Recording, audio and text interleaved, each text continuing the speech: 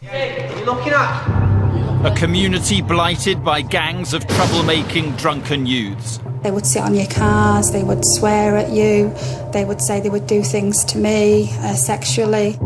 An ordinary man on an ordinary street on what began as an ordinary summer's evening. I never imagined that to happen to anyone. You hear it on the news all the time and you see it in newspapers, but you never think it's going to happen to you. A father beaten to death in front of his 3 young daughters. The murder of Garry Newlove outside his home in August 2007 was one of those crimes that shock people to the core, that provoke soul-searching and questions about what sort of nation we'd become. Tonight, his wife and daughters speak in detail for the first time about what happened that fateful night.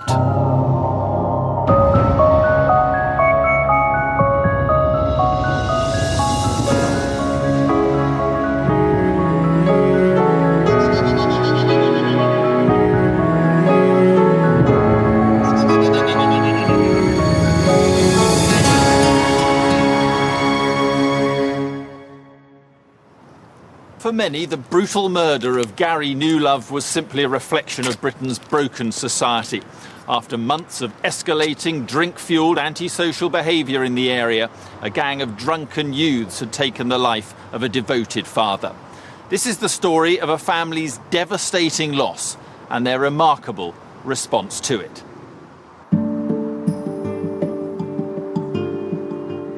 Warrington lies in the northwest of England, between the cities of Manchester and Liverpool. With a population of around 200,000, it is much like any other town in Britain. Garry and Helen Newlove and their 3 daughters moved to this house on Station Road in the Fernhead area of the town in 2004. It was a place where residents took pride in their homes, somewhere people wanted to live. What was the area like that you were living in? It was the old-fashioned area. You know, it was just a normal residential area that you knew your neighbours. So it was a really nice family feel about it. I knew Fernhead fairly well. It's a nice area. It's the kind of area you might want to live. It's the kind of area you'd want to bring up children. Garry and Helen had a fairly nice house on what looked like a nice street, but it turned out that that area had had its problems before. Well, really, the problems in Warrington weren't terribly different from lots of other places in Cheshire and indeed other parts of the country in terms of the problem of youngsters, young males, drinking too much and then indulging in antisocial behaviour and damage after they've been drinking. There was an underpass barely 10 metres from the Newlove's front door, which had become a place where teenagers would gather to drink and mess about. 3 friends, Adam Swellings, Stephen Sawton and Jordan Cunliffe, would often be among them. I think the vast majority was groups of youngsters gathering together, drinking alcohol, becoming drunk, and then on the way back they headed down Station Road, and that's when some of the problems arose for not just the Newlove family but other residents within that area. They would sit on your cars, they would swear at you, they would say they would do things to me sexually, and, you know, to have to keep Garry from going out there because there was always that fear factor that, you know, you'd end up being in trouble, to be perfectly honest. It'd end up that you were in problems. You couldn't really go down the street without seeing, like, a gang of kids. But they just didn't care. They'd hang around in shop corners, they'd just sit on people's cars, and they'd be everywhere. So you know they're up to no good, and they'd even vandalise something right in front of your eyes. Was Garry himself worried? Did he say to you, look, we should move, or was he concerned about what might happen? He was sick and tired of weekends, having to go to the front door, look out if your car was fine. Sick of coming out on a Saturday or Sunday when you're doing your gardens and having bags full of litter of cans of lager. There was a guy one day who was actually urinating up the fence, and Garry said, what do you think you're doing? I've got, 3 young daughters here and you just get verbal abuse. So yes, it come to a stage where we said, look, we really need to get away from here. That's fantastic, mate.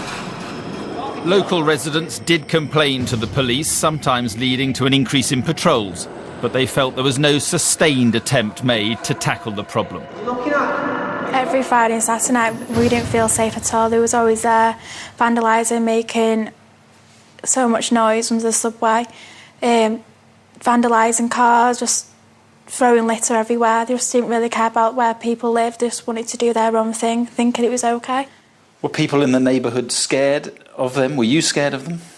I wouldn't want to go out at night, you know, past 10 o'clock, 11 o'clock. I wouldn't want to walk underneath the subway because, you know, they would try and torture you, you know, insult you, whatever, and I think that's how everybody felt in the neighbourhood. I think they were just a nuisance and they were in the way. Gangs are an issue that affect many people, not just on rough council estates, but on every estate in this country. Kids that roam and cause problems, and people don't know what to do about it. On this estate, there was a real sense that people were helpless. They would call the police, perhaps about kids throwing stones through windows, and they'd be told, it's not an emergency. Howard and Christine Malone live just a few doors down from the Newlove house. They have lived here for many years and had seen drunken behaviour becoming more and more of a problem. It was quite common. You'd get groups going past. Sometimes there was no problem whatsoever. And other times it was just the opposite. You know, they were drunk and under the influence of drugs. And anything could happen. When the low-level abuse escalated to a brick thrown through their window, the Malones took the dramatic step of getting CCTV cameras fitted to the front of their home. As I say, it was horrific. At the end of the day, there could have been a fatality. The whole room was covered in glass. Christine was hysterical. The incidents that were going on in Station Road were continuous. You could say every 3 months that something was going to happen, and it did. Was it building up? Were there more of these gangs around? Did you sense that it was getting worse? Since the day that we moved in, it definitely, like, in general, there was more gangs walking through. It wasn't always them drinking at first, but then you did notice that it was then always the case. They always had alcohol on them. My wife said for years, somebody will get murdered on Station Road before long. Because, as I say, it was a regular occurrence, and it was a matter of, not if it will happen, it was a matter of when it will happen. The community was being victimised by a group of youths drinking and causing trouble week after week. Cars were vandalised, graffiti sprayed, residents shouted at, and on occasion assaulted. But no one could have imagined how far things would go. I honestly didn't think it would happen in our area. I mean, I am very aware now that this kind of thing happens in every area, no matter if it's a bad or good area. You hear about it, knife crime all the time and things like that, and you just don't expect it to happen, do you? But it was about to happen, and to a hard-working family man with 3 daughters, aged 12, 15 and 18. He was very, very loving father, loved his children dearly, very hard-working. So he was a real family man, was he? Oh yeah, very, very much so. Very family unit. Definitely wasn't one that would go out with the lads or anything. He did it occasionally, but nothing. He preferred to be at home. Life hadn't always been easy for the Newlove family. When he was 32, Garry was diagnosed with stomach cancer, and although the cancer had gone, it was a long battle back to health. He lost 8.5 stone in a week when he first had it, and then learned to eat. He carried on working. He never, claimed or anything. He still wanted to provide for his family, and I truly admired him for that. So give us an idea of what your dad was like. Sum it up really by saying he was my best friend. I could tell him anything. Like, we were a really close family. We still are a close family. Told my mum and dad absolutely everything. Yeah, no, he was my best friend, and that's all I can say really. Just like best guy ever. Coming up, for the first time, in their own words, Garry's family talk in detail about what they saw that night. I just couldn't believe that my dad was in that state that I saw. He was just full in blood and his head was just smashed up. I've never seen. I couldn't even think how people could even do that to my dad. He's just unbelievable.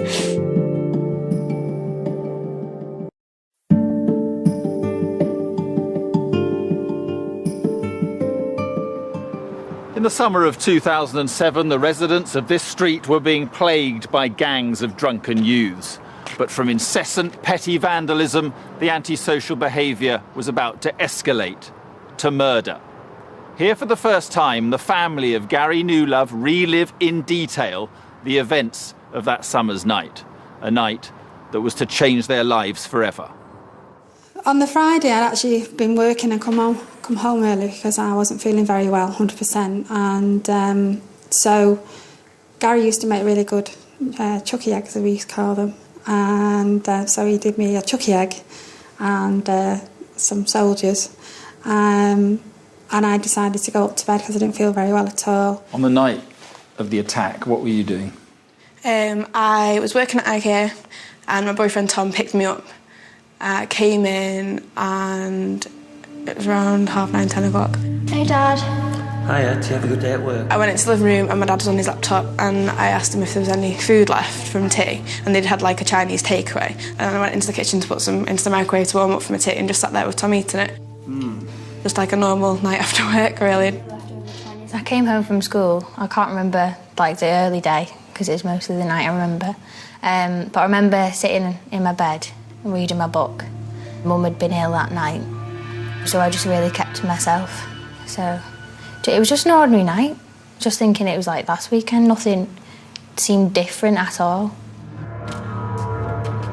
At around 10:30 p.m, the family were settled inside the house, a normal Friday night.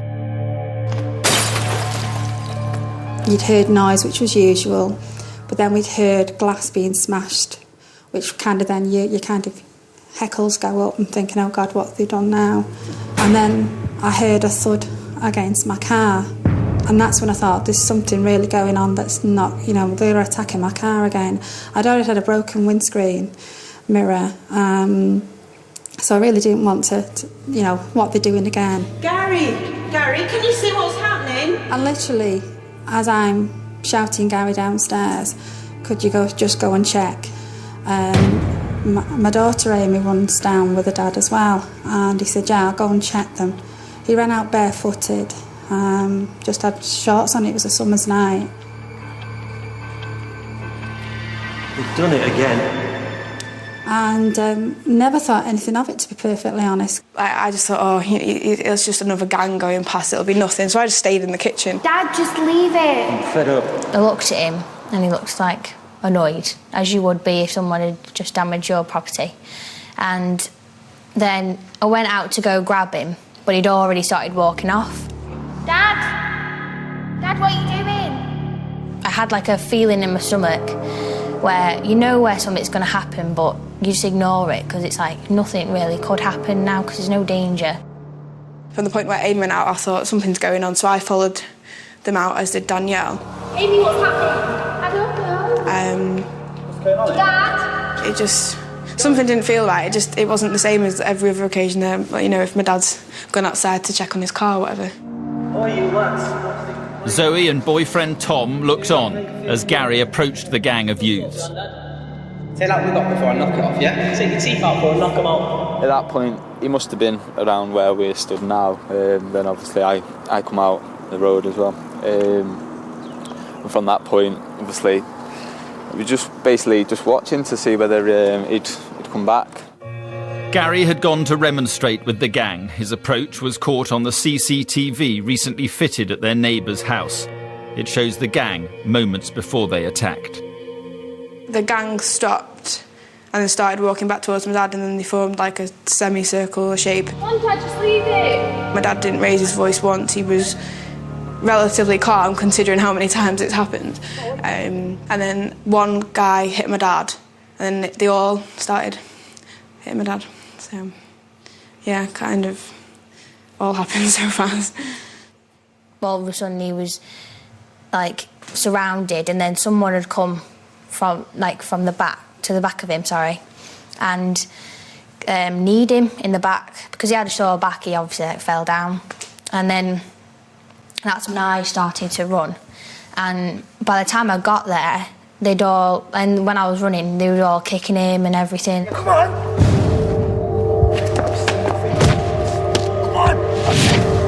He got punched, got hit as well, and then he went down. And at that point he went down, obviously I actually ran up there, obviously followed by Amy and Danielle at that point as well, and Zoe.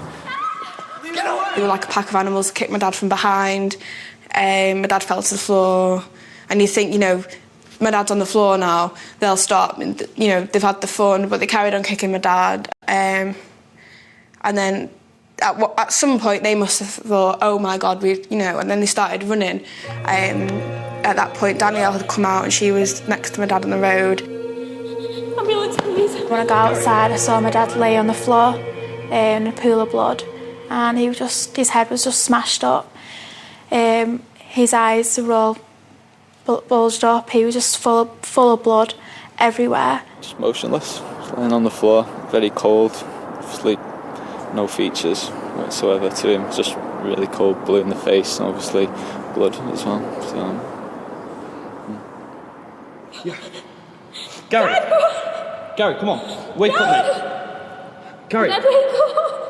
Amy had gone in to get my mum, and my only instinct was, my dad's going to be fine. He's fine. It's my dad, you know. He'll get through anything. He'd already got through cancer.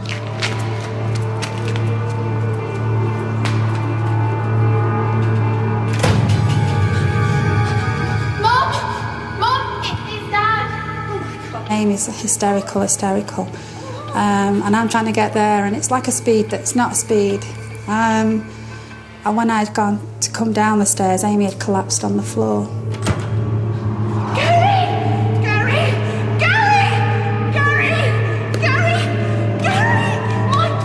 As soon as I stepped out on the doorstep at the bottom of the drive, that's when really our world collapsed fully.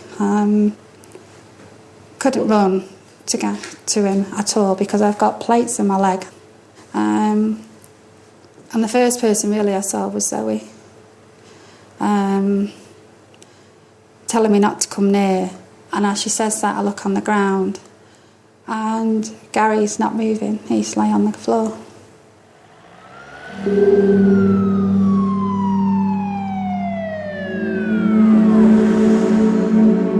I just couldn't believe that my dad was in that state that I saw. He was just full in blood and his head was just smashed up. I've never seen. I couldn't even think of how people could even do that to my dad. He's just unbelievable. I don't think our person could even have to do that to someone. Anyway, the ambulance arrived in. At this time, the paramedics told me to move away and so they could carry on with my dad. Once I'd got my head sorted, I was like, realised what had happened. So I immediately ran out and then found Mum crying on the curb, hysterically, and then the ambulance door was open, so I looked round it and my dad was just lying there, and then ambulance people were attending to him. And then I knew then that it was bad because the ambulance person shut the door on us. I've never seen, even like on TV, like doing casualty, I've never seen how much paramedics were working on my dad that night. They were doing absolutely everything, and it got that bad that they had to shut the door on me and wouldn't let me carry on seeing my dad, the work they were doing, and that's when my dad went to hospital.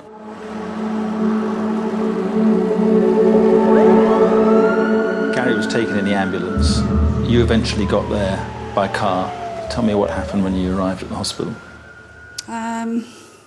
You're called into a waiting room and all you can think of is casualty. Mad as it is, I'm saying, you're not taking me there, I know what you're doing there, you do it on casualty. And they said, no, we need you to come in and have a drink.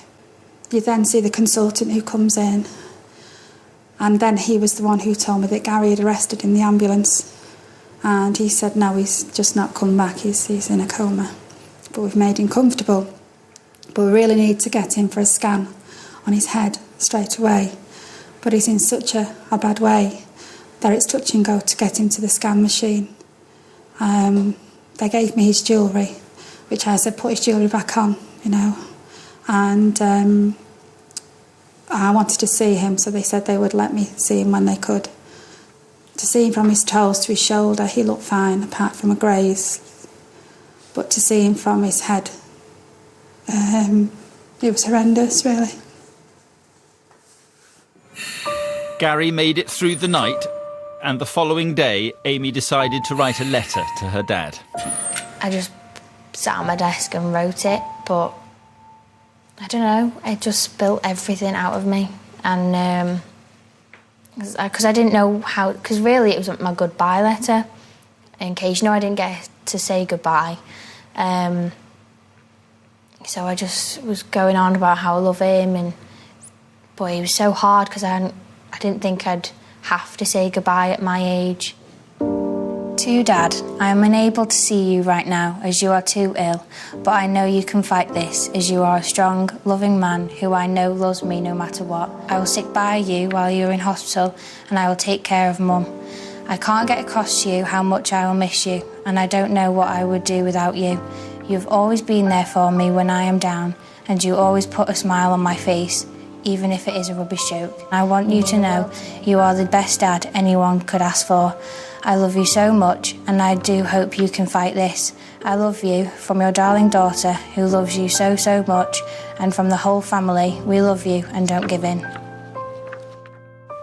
And then what happened after that? You had to wait for those terrible hours, I suppose. I just wanted him to wake up. I nagged him, actually. I said, you fought cancer, you fool. Just wake up, pull yourself together, don't be beaten by this. And we just waited through the night. As it became clear their father wasn't going to make it, each of the girls reacted in their own way. Up until that point, I hadn't really cried, and because Danielle and Amy, they were upset all the time. My mum was really weepy, and everyone was in a state of shock, and I just didn't know how to act. And the second I saw my dad in the hospital bed, I just broke down crying, and I couldn't. Amy and Danielle were there chatting away and holding his hand and giving him hugs and kisses, and I couldn't even stand near the bed. I had to go back out the room, calm myself down, and I broke down every time I went back into the room to try and say goodbye. I just couldn't. So in the end, I never really said anything. I said goodbye, but I didn't. Amy read a letter out, and Danielle was talking to me. I couldn't say anything. And you were holding him as he died? Yes, I lay on him. And the nurse, fantastic staff that they had there, was just I just remember him saying, "Are you ready?" And they turned the machine off, and he stopped breathing, and I just screamed and screamed and screamed. They had to tear me off Garry, and I physically could not take any more. So this is a man who survived cancer and then lost his life through a mindless act of violence. Yes. And you watched him go? Yes, I did. I watched him go. I saw his injuries. And then had to go back and do the hardest thing again. Is to go back and tell your children that the dad's not going to walk through the door again. Garry Newlove died from his injuries 2 days after being attacked. He was 47. Coming up, while a family grieved, the death of Garry Newlove was to spark a national outcry. It was just such a sad, cowardly, vicious attack on a man who was doing the right thing, going out challenging antisocial behaviour.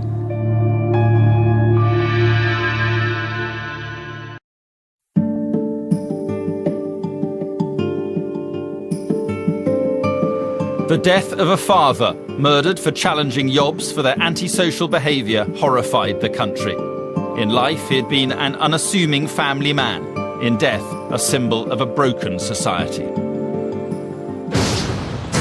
Killed in the street, the father who fought back against the thugs. Tonight, police continue to question 6 teenagers over his death. I think people looked at what happened to Garry and they thought that could have been them. This was a dad of 3, a respectable dad of 3, who'd only gone outside to remonstrate with some children, some teenagers.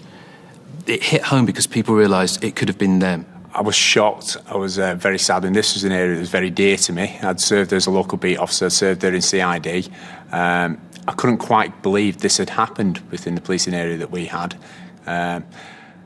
It was just such a sad, cowardly, vicious attack on a man who was doing the right thing, going out challenging antisocial behaviour. The family obviously were absolutely devastated, so much so that you would probably describe it as almost hysterical. Those first few days were very, very dark, I think, for Helen and the girls, and I think they only coped because, they have got such a close family. The next morning I went to see Helen and the family at the home address. It was difficult. I can still picture, I've never seen so much devastation within a room.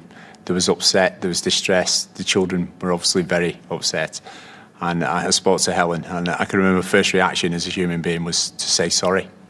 It was an ordinary street, it was an ordinary family, but it was also about an ordinary guy who'd gone out trying to protect his family in a way to remonstrate with local youths, and the sort of dilemma that lots of people face when they hear about things or see young people misbehaving or involved in crime, what to do, whether to actually intervene. The police were quick to make breakthroughs. The police were immediately called to the scene, and the youths ran off from the Station Road area up to the shops at Fernhead, Insall Road shops. And there's a PCSO on duty there who stop-checked two youths, a lad called Stephen Sorton and a lad called Jordan Cunliffe. He spoke to them and he noticed that one of the youths was only wearing one shoe, and he told him that he'd left a shoe behind in Valiant Park. The other youth wasn't wearing any shoes. When further up, police officers attended the scene, then we found a shoe that was lying by the side of Garry Newlove's body, which immediately drew our interest to these two youths. And subsequently, intelligence checks were made, and we visited their address, and they were in the address, and they were subsequently arrested and taken to the police station. A third suspect was 19-year-old Adam Swellings. He was already well known to police and had several convictions for violent assaults and antisocial behaviour. We knew the following day that Swellings had been with them, and at that particular time we didn't know where he was. We tracked him down and arrested him on the Monday evening. He was at Crewe at the time, and was brought to the custody suite late on Monday afternoon. Had you been drinking that day? Did you cause any damage to any of the cars on the Station Road? Obviously, at the early stage of the investigation, I established that these guys were going to probably put forward that they weren't of a violent disposition. So it was important for us to identify that they were and to be able to paint an accurate picture of their behaviour, not only on that particular evening, but over the weeks leading up to the assault. And there was a consistent pattern of these youths being involved in consuming large amounts of high-volume alcohol, such as cider, and then engaging with any person who they met within the community who dared to speak to them or anyone who dared to disrespect them, I think is the word that they used. I think one of the words used was he was disrespectful. Yeah. Although police seemed to have detained the suspects quickly, there were criticisms that the force had not responded firmly enough to earlier complaints from residents.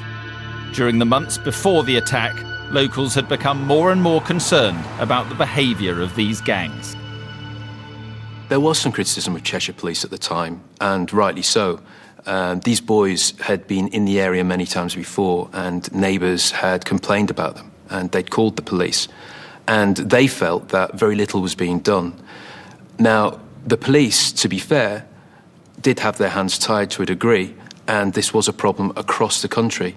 But that didn't change the fact that Garry Newlove had died at the hands of some yobs that the police had been aware of in the past. In fact, Adam Swellings had only been released from jail on the morning of the attack after pleading guilty to a violent assault on another man. He'd been bailed by magistrates against police advice, with the condition that he stayed out of Warrington. Stephen Sorton, 17, had a previous reprimand for assault, and Jordan Cunliffe, 16, was known to police for shoplifting.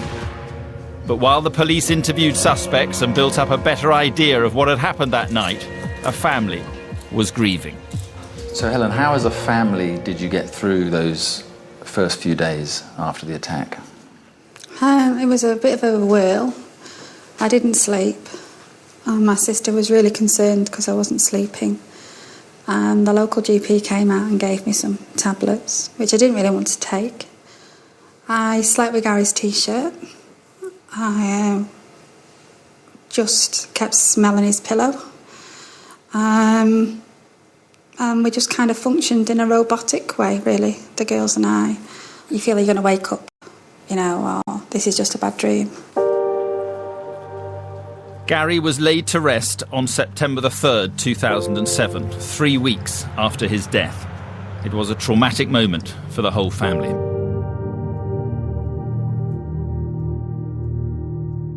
Adam Swellings finally admitted to police that he had struck Garry, and forensic evidence was building to place Stephen Sorton at the scene.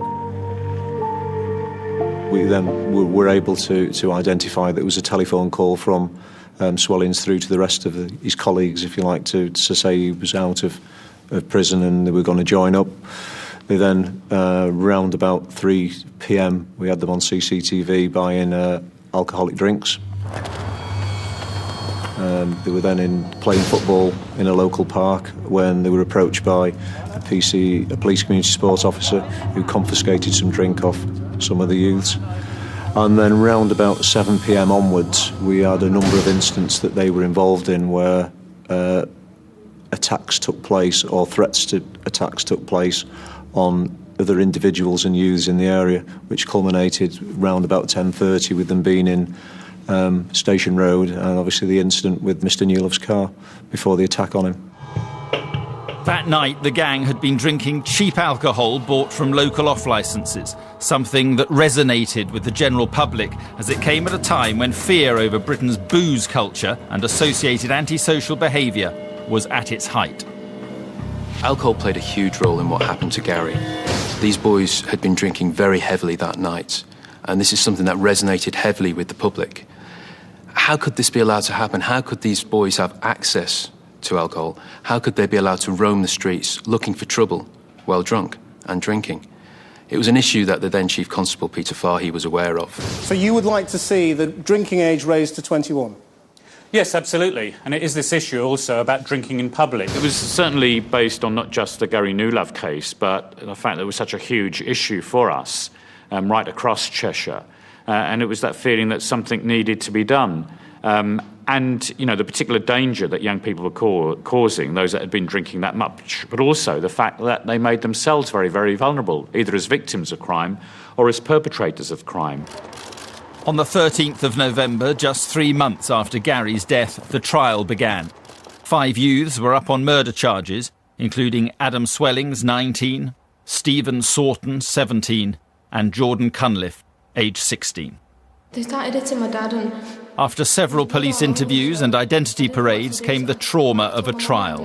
The Newlove girls and Helen were all to be key witnesses for the prosecution. Amy and Danielle, being the youngest, gave their evidence by video link.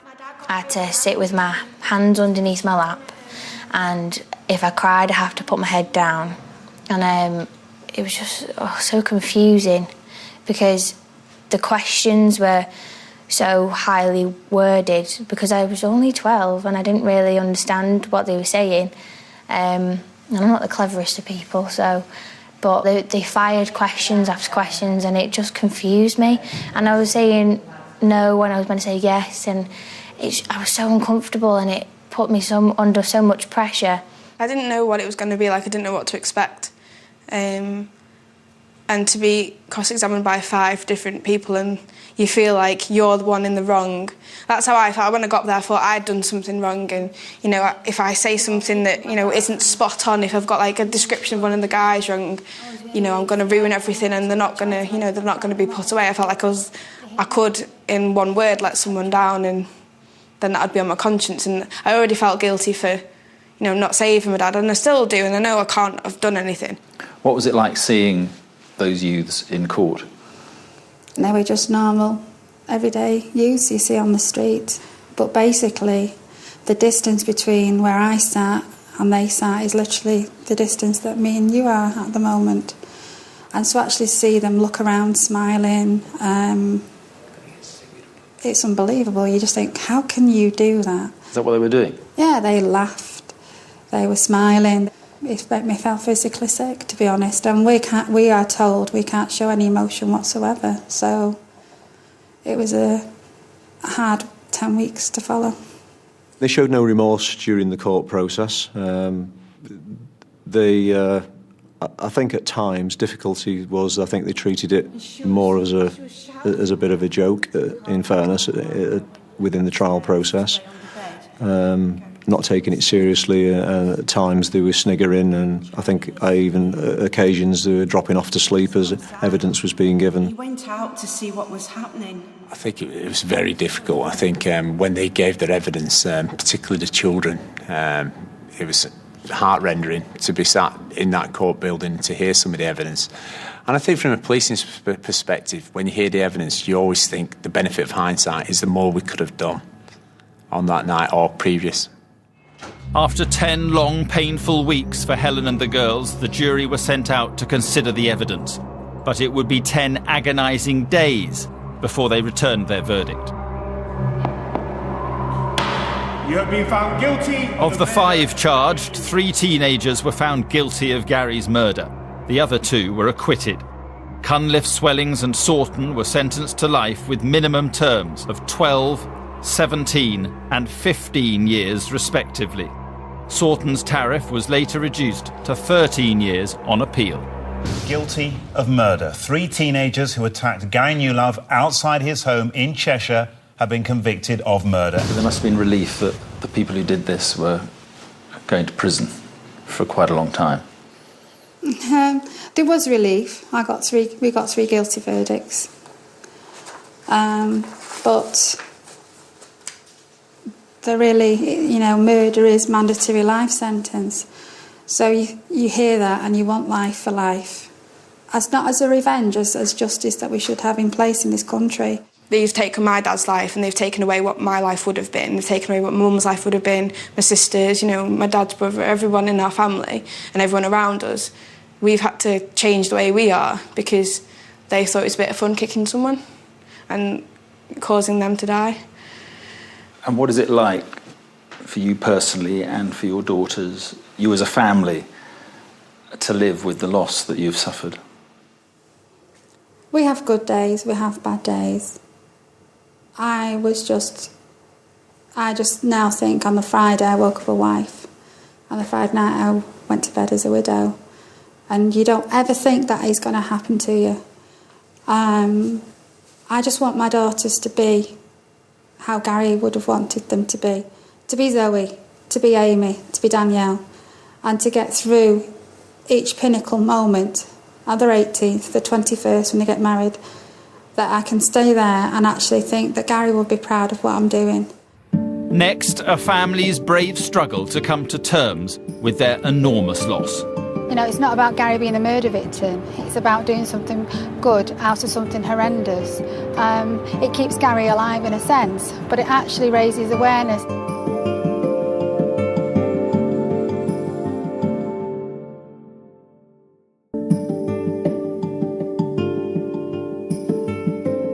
The light has gone out of our lives. It's like a piece of our jigsaw has been lost forever. Amy suffers terrible flashbacks of that night, as Zoe and Danielle also do. As regards myself, I am completely broken-hearted. The murder of Garry Newlove provoked public debate and outrage about antisocial behaviour. If we all get together and we stand together, it's more impactful and we may get something done. In the weeks, months and years that have followed the brutal murder, Helen and the girls have become more and more determined for some good to come from Garry's death. There is no quick fix to Britain's problems. We need a real strategy. It's not about Garry being a murder victim. It's about doing something good out of something horrendous. It keeps Garry alive in a sense, but it actually raises awareness and it makes everybody sit up again and say, because complacency doesn't sit with me at all, and that's what you can become.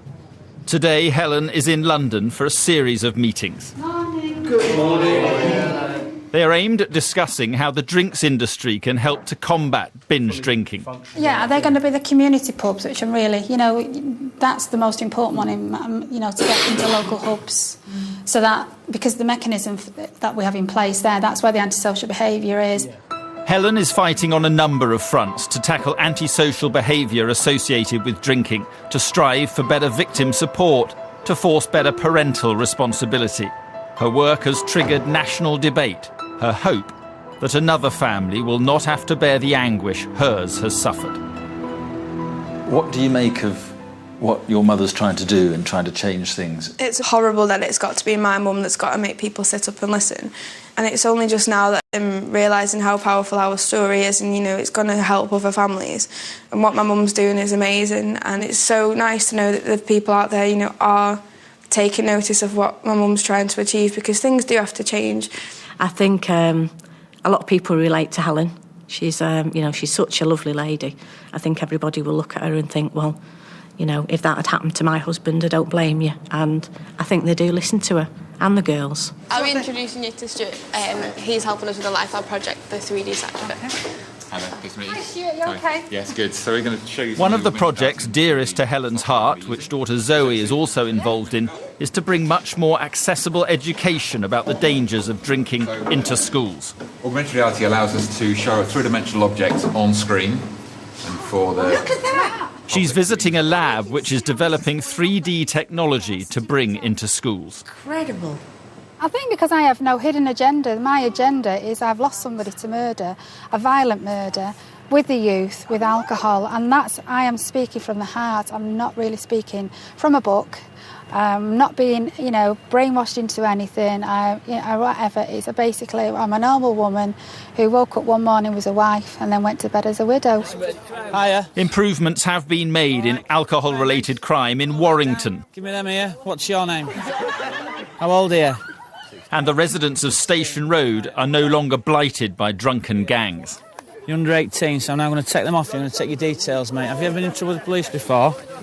But it remains a weekly battle for police right across the country to deal with groups of teens drinking. Let me tell you, you might end up finding yourself in alcohol counselling, mate, if you carry on. Yeah, there's a bin fire at this location as well, if you let County Fire know, because there's a few yous about. I'm not a party pooper. I enjoy a drink like anybody else. But the fact is that we need now to be careful in what we're doing. It's such a state and it's so accessible.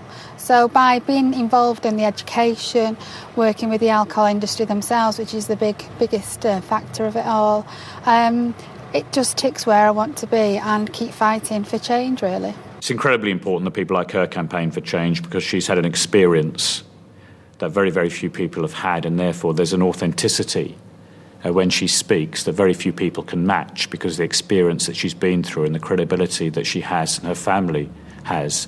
I think she's an absolutely remarkable woman. Since the murder, Helen and the girls have moved away from the area, and despite the focus provided by campaigning, coming to terms with the terrible loss they've suffered continues to be a painful journey. It's always going to be a piece of puzzle missing, and we're lucky that we have a close family, and obviously Amy is like my dad, so it's still like having my dad there, but my sister, life's completely different when my dad's not here, but as we're a strong family, we get through it day by day. I can't put into words how angry I am about it, because it's completely changed. Like, for every single day I wake up and think, what would I be doing now? And I just constantly question what if, and you can't help but feel angry. And to see the way my little sister's changed, Amy, she completely was not herself. She's only just now being the Amy that we once knew. And to think what she would have been like if my dad was still here, and you know, she's had to grow up so much. She was 12 at the time, and I get really upset when I talk about Amy. Because I spent most of my time with my dad, like gardening and washing car, it's lonely now. I mean, not lonely fully, because I obviously have my mum, my sisters and my other relatives, but because Dad was a big part of me, and basically, not a dad obviously, but a big brother and like a best friend. And now it seems part of me's gone too.